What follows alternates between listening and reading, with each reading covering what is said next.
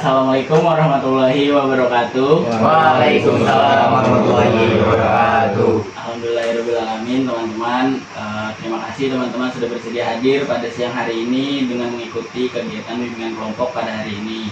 Mungkin sebelum saya sebagai pemimpin kelompok mengikuti atau menjalankan bimbingan kelompok pada hari ini, saya meminta teman-teman untuk berdoa sesuai dengan keagamaan masing-masing, kepercayaan masing-masing, dan berharap agar kegiatan kita pada hari ini bisa dilancarkan oleh Tuhan Yang Maha Esa dan juga dilancarkan oleh setiap langkah-langkah yang akan kita jalani pada bimbingan kelompok hari ini. Untuk berdoa sesuai keyakinan masing-masing, berdoa mulai.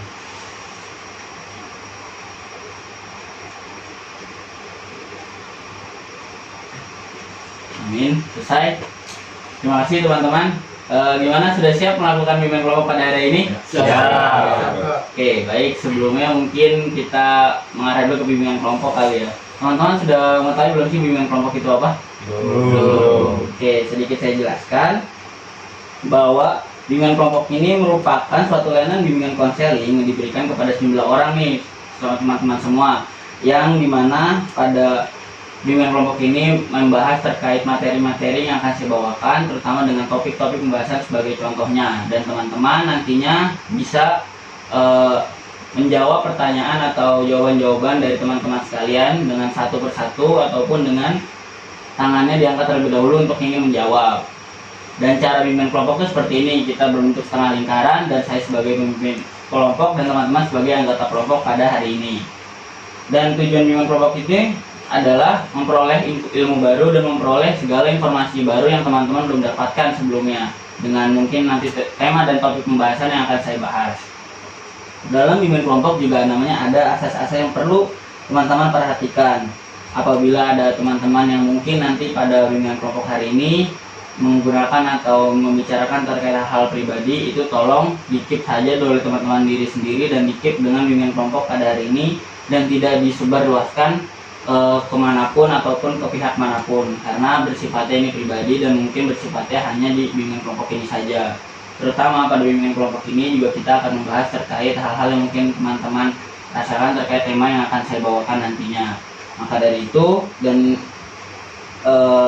harus ada norma-norma yang berlaku dengan norma kenormatifan maupun ada norma-norma yang harus kita patuhi sebagai di masyarakat itu sendiri.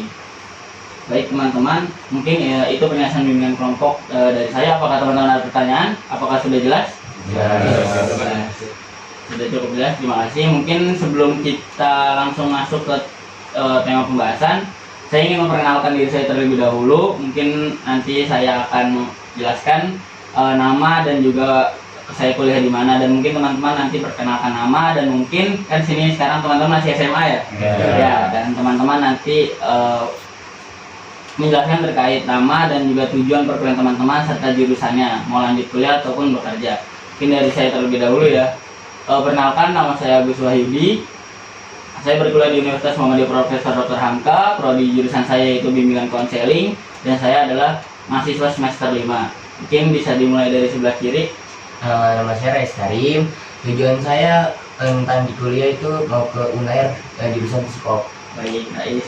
Lanjut ya. Nama saya Muhammad Zaidan Joda dan saya bertujuan ingin berkuliah lanjut di PNJ jurusan desain grafis dan juga ITB di mata kuliah IKP atau desain grafis juga. Baik, lanjut ya. Saya dari Sofian. Tujuan saya setelah sekolah ini mungkin lanjut ke atlet, mungkin masuk ke bimbingan perbasketan basket untuk lanjut fokus di basket.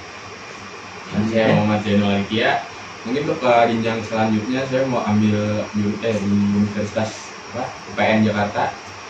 Mungkin untuk jurusannya saya ambil sistem informasi. Baik, lanjut ya. Nah, nama saya Tom Rasya. Untuk negeri saya berniat masuk PNJ di jurusan MAIS. Untuk swastanya BINUS jurusan desain grafis. Lanjut ya. Saya Muhammad Hafid Effendi, mungkin selanjutnya saya bakal masuk ke Universitas Indonesia mengambil jurusan hukum. Nama saya Rafa Farisi. Mungkin untuk jurusan saya itu saya mau mengambil UI, yaitu di jurusan sistem informasi. Kalau nggak mandiri swastanya itu benar. Nama saya Bimba Sendranto. Saya pengen di kuliah di UI jurusan vokasi. Oke, baik teman-teman, tadi kita sudah memperkenalkan diri masing-masing dan teman-teman juga tadi sudah banyak gitu kan dari teman-teman sudah memperkenalkan diri dan juga jurusan masing-masing dan universitas impian masing-masing teman-teman setelah lanjut untuk melanjutkan studi dan lulus dari sekolah teman-teman sekarang. Dan mungkin kita langsung masuk ke dalam topik pembahasan. Sebelum itu saya jelaskan kembali bahwa dalam asas-asas bimbingan konseling itu ada asas kepribadian dan normatifan yang berlaku. Maka dari itu jika ada dari teman-teman yang ingin menyampaikan atau menyampaikan saran, terutama itu harus kita lihat dari dalam sifat privasinya sendiri agar nantinya teman-teman bisa merasa privasi dalam bimbingannya dan juga serius dalam mengikuti bimbingan ini. Jadi teman-teman, saya tanyakan sekali lagi, apa teman-teman sudah siap untuk mengikuti bimbingan kelompok hari ini? Siap. Siap. Terima kasih teman-teman. Mungkin kita lanjut ke tahap berikutnya. Pada bimbingan kelompok ini saya akan membahas contoh topik pembahasannya itu adalah jenjang studi karir setelah lulus sekolah SMK maupun SMA.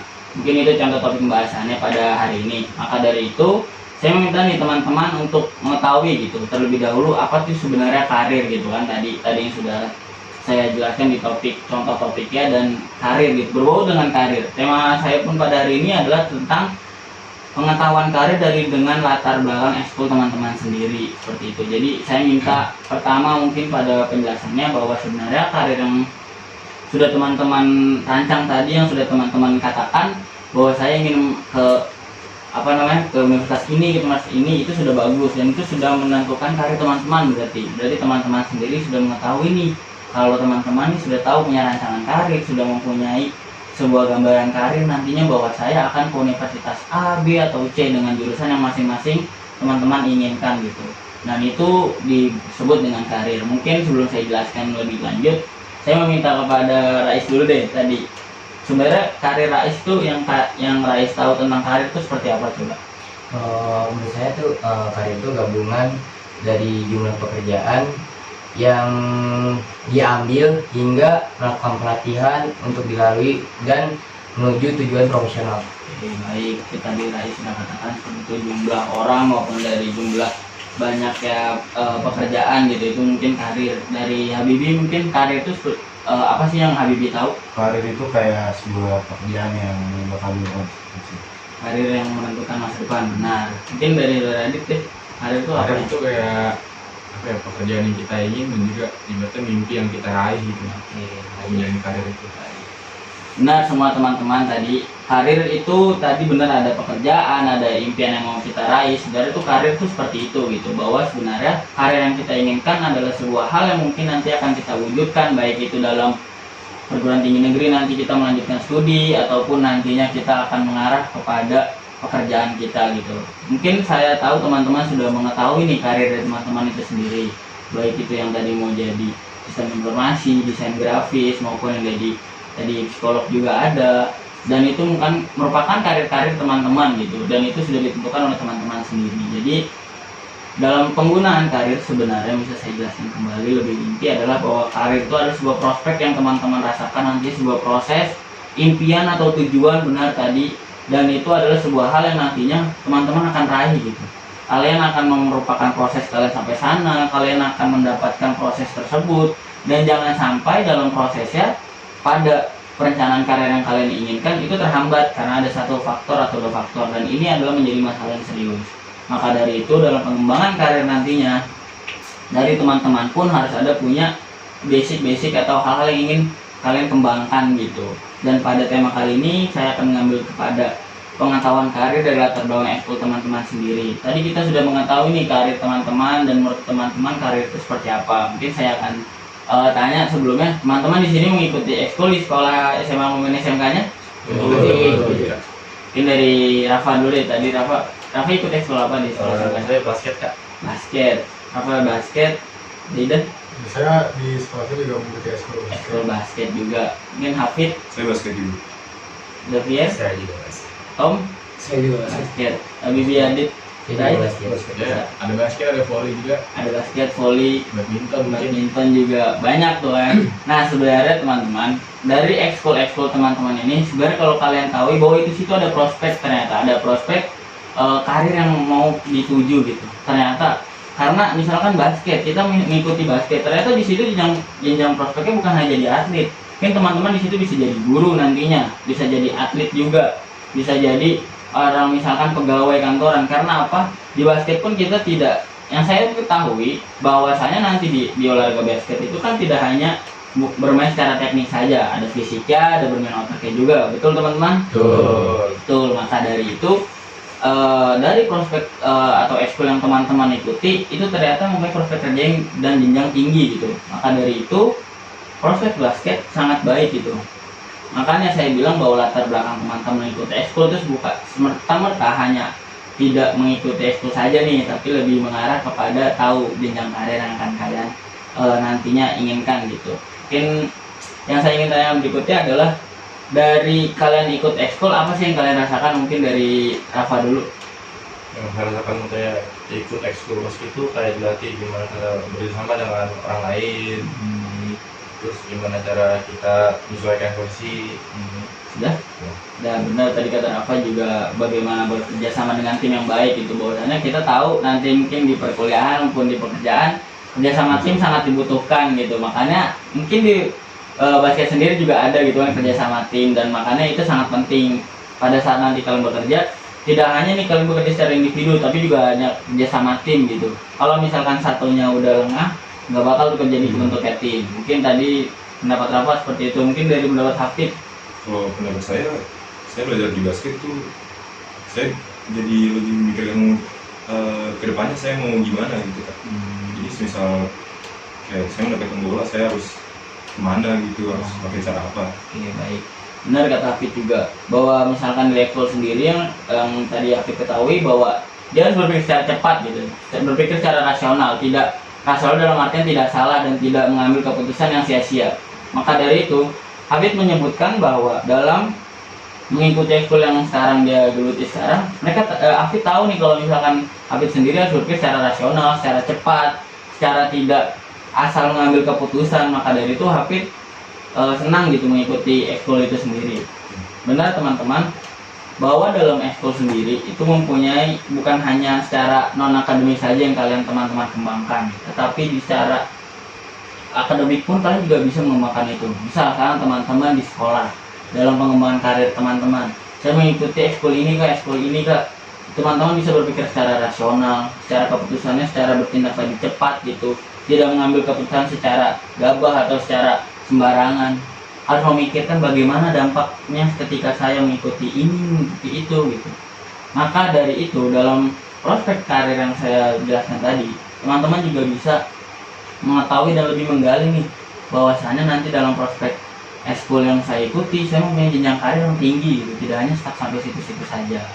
Mungkin dalam prospek karir seperti itu. Jadi teman-teman tidak hanya tahu kalau saya ikut basket saya nanti bakal jadi atlet gitu, enggak, pasti teman-teman juga punya ada impian-impian lain. Kalau begitu kan teman-teman pasti ada yang lain-lain gitu. Maka dari itu pada prospek karir sebenarnya tuh panjang dan banyak banget yang harus kalian tahu gitu, bahwa saya nanti mau jadi ini, mau jadi ini. Mungkin tadi Tom bilang mau di event ya Tom ya jurusannya. Di basket itu juga mengajarkan kayak misalkan mengikuti, berarti itu ada kerjasama tuh, kerjasama tim untuk mencapai sebuah impian, sebuah kejuaraan atau champions lah.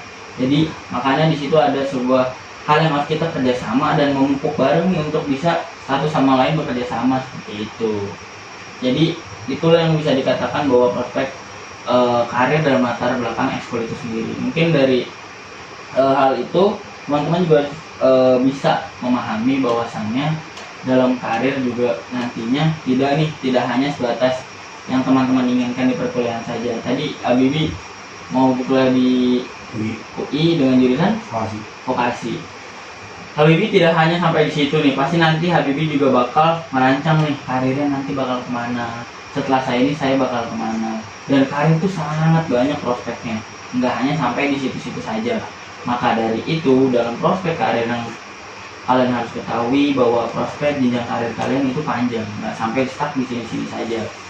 Dengan begitu kalian harusnya bisa memahami.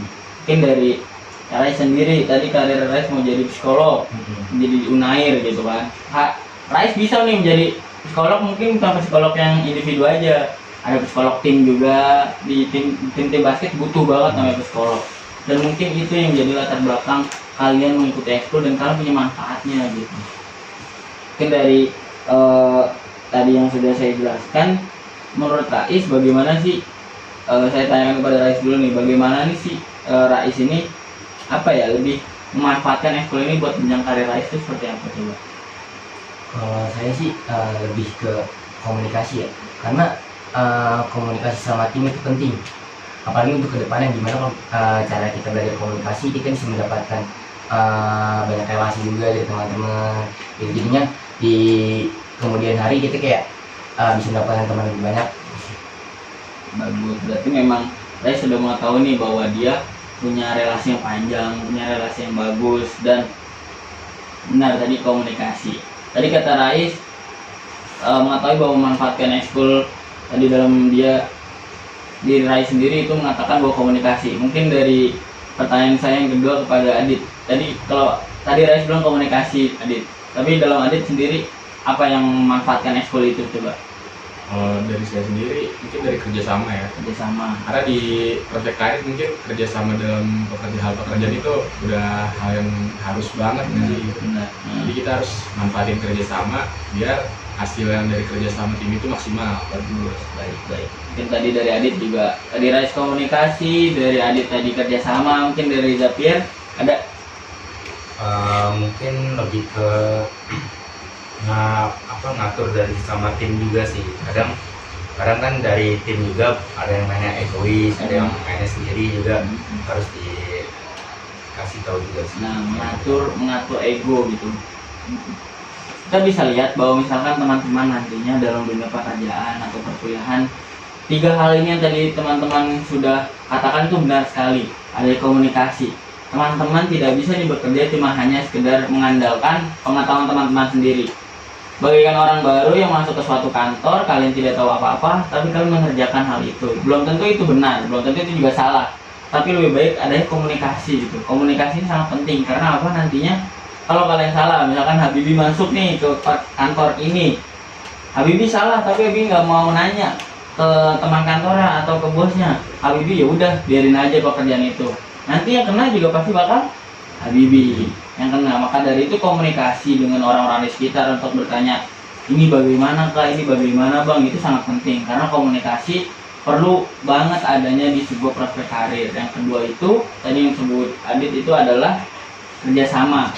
Benar yang tadi kata kerjasama, tadi Habib juga bilang kerjasama tim itu sangat-sangat impresif gitu, sangat-sangat mempunyai peran yang penting. Kita tahu sebuah tim nantinya misalkan di pekerjaan sebuah menggarap proyek, misalkan ada proyek tersebut tidak adanya kerjasama, makanya terjadi akan proyek itu akan hancur, nggak beres, nggak selesai. Maka dari itu ada kerjasama tim yang baik. Dengan begitu kalian semuanya atau misalkan kalian nanti misalkan jadi bos, kan harus punya nih kerjasama antara bos dengan karyawan dan dengan pihak lain, agar nanti kalian, perusahaan kalian berjalan dengan baik, prospek atau proyek karir proyek kalian tuh mempunyai jenjang-jenjang yang meningkat begitu. Itu dengan kerjasama. Yang kedua, mengontrol emosi tadi kata Pierre. Mengontrol emosi ini lebih ke arah yang kalian kalau misalkan nggak suka dengan satu orang, kalian nggak boleh langsung menjudge gue nggak suka nih sama lo gitu dengan cara kerja lo. Mungkin cara kerja mereka itu beda dengan kita nggak tahu cara kerja sesama kita itu seperti apa gitu. Dengan cara kerja misalnya Rafa ke Hafid, Tom ke Zaidan itu beda, dan Pierre misalkan ke Habibie itu beda. Maka dia itu cara kerjanya mungkin tidak sama, tapi dengan satu tujuan untuk menghasilkan sebuah proyek yang bagus, sebuah proyek yang bisa diartikan bagus gitu, dan mempunyai prospek yang bagus. Dan itu adalah salah satu poin untuk cara bisa mengontrol diri. Karena kalau misalkan Habibie nih nggak suka sama Rais, langsung duel gitu, langsung bilang, yang nanti malah proyeknya nggak jadi, hancur. Dan itu makanya dari situ sebenarnya prospek karir itu banyak banget, dan yang tadi saya katakan adalah lebih mengarah kepada pengertian dari bahwa sebenarnya karir itu seperti ini, apa yang dibutuhkan dalam karir itu ada tadi komunikasi, kerjasama, dan juga ada tadi mengontrol emosi. Nah itu dia yang penting. Makanya daripada dari bimbingan kelompok ini saya menginginkan gitu kalau kalian semua mengetahui bahwa nanti saya prospek karir saya setelah lulus SMA atau SMK, saya mau ke sini kak, saya mau ke sini kak, ya kalian boleh gitu, nggak ada salahnya. Tapi yang penting adalah 3 ini. Nanti kalian harus bekerja sama dengan tim kalian, harus bekerja sama dengan teman kalian, misalkan menggarap tugas ataupun menggarap sebuah proyek, dan itu harus ada kerjasama. Tidak boleh kalian main egois sendiri-sendiri. Begitupun mungkin Mbak Asyik deh. Coba Habibie ceritakan kalau misalkan 3 poin ini nggak ada gitu di tim basket Habibie di sekolah sekarang tuh gimana gitu? Pasti bakal susah buat ngepoin juga sih.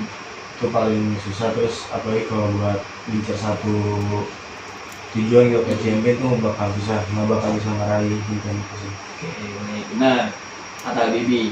Kalau misalkan kita nggak ada 3 ini di tim basket, susah buat nyari juara, susah buat poin.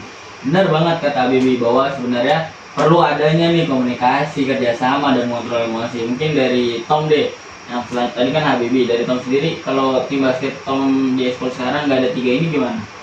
Menurut saya bakal susah buat dapetin tujuan yang kita mau. Ya buat menang, buat jalin kebersamaan itu gak akan bisa, karena untuk kerja tim itu gak bakal bisa dikerjain sendiri-sendiri. Nah itu dia, benar banget kata Tom, nggak bakal bisa untuk tujuan satu orang mau juara tapi yang lainnya nggak ada yang mau juara. Tujuan satu orang ini mau berhasil dalam proyek ini tapi tujuan lain nggak sama, nggak ada satu tujuan, satu visi misi yang bisa menggambarkan bahwa kalian tuh sebuah tim gitu. Dan ini adalah sebuah hal yang harus diperhatikan. Mungkin dari Jayden, gimana kalau tim sekolah Jayden nih nggak ada 3 ini, gimana menurut Jayden? Justru bakal jatuhnya bukannya punya tujuan yang sama, malah akhirnya satu sama lain malah bersaing untuk tujuan yang lain, misalnya cuma ingin main-main, tujuan satunya ingin punya karir yang bagus, tapi akhirnya malah saling bersaing dan malah rusak, jadi malah hancur. Nah benar banget. Pasti kalau misalnya tim, ada satu tim yang nggak punya 3 ini ataupun masih sama dengan mempunyai komunikasi itu sendiri-sendiri aja, lo nggak peduli gitu. Ya benar tadi kata Jidan, ada rasa persaingan, ada rasa saling ingin, ya udah gue doang nih yang mau bagus, yang lain udah bodo amat. Nah itu udah sebuah hal yang salah. Karena dalam satu tim, misalkan kita mau juara, kita misalkan mau punya tugas tim nih buat ngambil proyek ini biar bagus, kita harus kerja sama juga. Gak mungkin hanya sebatas ikut-ikutan, sebatas udah ego saya sendiri ngapain juga, nggak perlu nih ada gini-gini, nggak perlu ngapain. Nah itu yang salah tuh. Makanya harus ada tadi komunikasi, adanya tadi kerjasama tim, terus juga tadi kontrol emosi. Karena pasti mungkin Rafa mungkin kalau misalkan di lapangan kontrol emosinya gimana tuh Rafa?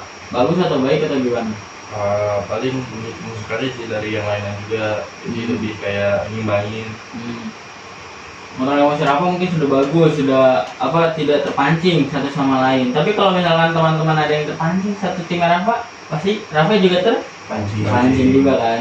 Nah dari itu dari sisi Rafa gitu. Mungkin dari sisi Rais deh, gimana kalau satu teman Rais mungkin punya kerjasama, punya komunikasi yang baik, tapi kontrol emosinya nggak bagus gitu, itu gimana coba? Kalau saya pribadi mungkin saya kasih tau pelan-pelan nih, biasain jangan emosi, karena emosi itu juga nggak bisa ngerusak tim, yang dimana kayak malah egois sendiri jatuhnya lah. Jadi kayak bikin rusak tim lah jadi kayak kasih tau pelan-pelan. Nah benar banget, kalau misalkan sebenarnya 3 faktor ini juga menjadi hal yang harus diperhatikan. Cuman kalau tadi saya katakan bahwa satu tim udah punya kerjasama, sudah punya komunikasi yang baik, tapi kontrol emosinya jelek di lapangan, itu menghambat banget tuh kalian mau mendapatkan sebuah kejuaraan, punya sebuah prospek karir nantinya, tapi malah terhambat karena teman kalian nggak bisa kontrol emosi, dan jadinya satu tim kalian semua berantakan, hancur. Dan itu yang harus diperhatikan oleh teman-teman. Makanya dalam karir sebenarnya kita harus mengetahui nih apakah nantinya karir kita atau faktor-faktor ini ada di diri kita atau enggak, terutama di komunikasi, ada di kerjasama, ada di kontrol emosi. Sebenarnya di diri teman-teman kalian semua nih yang di depan saya ini, ada gak 3 itu di dalam diri kalian? Saya bisa gak kerjasama nantinya ketika saya mungkin punya tugas kelompok di perkuliahan, saya bisa gak kerjasama dengan mereka? Dengan notabene nggak tahu nih satu sama lain, nggak tahu hobinya, nggak tahu karakteristiknya. kedua tadi terkait tadi kerjasama komunikasi. Gimana teman-teman kalau misalkan ngerjain A tugas kelompok, cuma kan nggak dikomunikasi dengan yang lain, kan jadi bingung juga. Alhasil mah tugasnya bukan selesai, malah nggak selesai.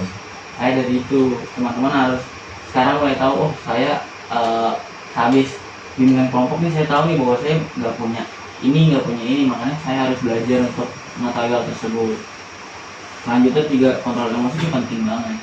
Misalkan teman-teman mengerjakan A tapi nggak bisa kontrol emosi teman-teman, itu yang terjadi bakal hancur berganti-ganti, nggak bisa. Makanya kontrol emosi itu sangat-sangat penting, baik nanti misalkan teman-teman bekerja, berkuliah, itu sangat penting. Karena nggak bisa nih teman-teman, gue bad mood nih sama sama dosen ini, terus kalian nggak bisa masuk. Dosen itu sebenarnya nggak peduli, yang peduli kan karena kalian yang mau mendapatkan nilai, kalian yang inginkan nilai itu sendiri. Maka dari itu kontrol emosi itu sangat penting. Jangan sampai kalian kebawa emosi kalian. Nah, itu dari 3 faktor ini. Mungkin dari teman-teman ada yang ingin ditanyakan, dipersilakan pada saya. Ada gak Bibi? Apa? Dit, Tom, Dit, ada? Cukup sih. Berarti ya memang seperti itu.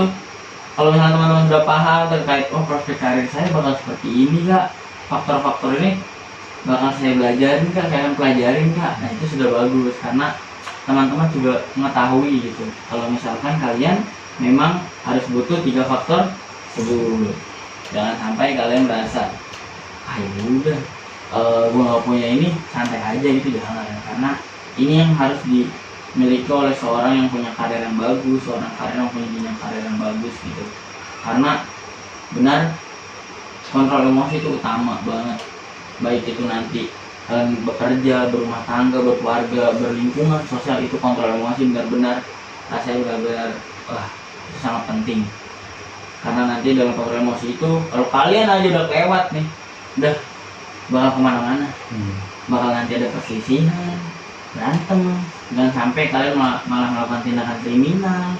Itu jangan sampai, karena kontrol emosi. Makanya dalam jenjang karir, prospek karir, kalian harus mengetahui bagaimana itu karir tersebut, seperti itu. Mungkin itu saja, dan kita sudah masuk ke dalam tahap terakhir, yaitu tahap pengakhiran. Sebelum teman-teman selesai dan pada bimbingan kali ini, saya ingin teman-teman memberikan kesan dan pesan teman-teman terhadap bimbingan kelompok hari ini. Mungkin secara perwakilan saja, saya meminta pada Habibie dulu deh, kesan dan pesannya gimana? Kesannya saya jadi lebih mendapatkan ilmu baru gitu untuk gimana kedepannya, terus jadi supaya enak buat komunikasi tadi kan, ngertiin. Terus kesannya sih buat diri saya sendiri sih, agar lebih baik buat kedepannya gimana. Nanti jadi tadi yang ilmu tadi jadi salah satu dasar buat kedepannya saya. Oke, baik. Jadi kesan dan pesan video seperti itu. Terima kasih. Mungkin dari Adit dulu ya kesan dan pesannya. Pesan saya jadi lebih aware dengan hal 3 tadi, 3 poin tadi. Itu jadi lebih kita lebih tahu apa aja yang harus dipersiapin sebelum jenjang karir yang kita akan lalui gitu. Jadi ilmu tadi sangat bermanfaat buat kita semua buat kedepannya. Untuk pesannya lebih ke diri sendiri sama buat teman-teman juga harus lebih aware lagi buat kedepannya. Karena sama kontrol emosi juga harus diperhatikan dari sekarang. Karena dari kontrol emosi itu terhadap diri sendiri itu udah harus penting banget. Bagus sih, makanya daripada itu kontrol emosi dan yang lainnya itu sangat penting. Dan mungkin saya sangat terima kasih pada teman-teman terkait kesan dan pesannya, sudah bisa nih tahu nih bahwa oh ternyata pelajaran yang saya dapatkan dari kelompok ini seperti ini. Saya sangat-sangat terima kasih pada teman-teman. Mungkin sebelum saya mengakhiri, saya meminta nanti teman-teman mengisi form yang sudah ada di grup, nanti saya berikan di grup. Nanti teman-teman mengisi terkait kegiatan bimbingan kelompok pada hari ini. Mungkin itu saja dari saya, kurang lebihnya mohon maaf. Bila ada teman-teman yang nantinya merasa ada yang harus dibicarakan, nanti bisa setelah bimbingan kelompok ini nanti bisa bertemu dengan saya. Kurang lebihnya mohon maaf. Saya ucapkan bila ada salah kata maupun perbuatan pada bimbingan kelompok hari ini, Saya ucapkan beribu-ribu minta maaf, kurang lebih mohon maaf. Assalamualaikum warahmatullahi wabarakatuh. Waalaikumsalam warahmatullahi wabarakatuh.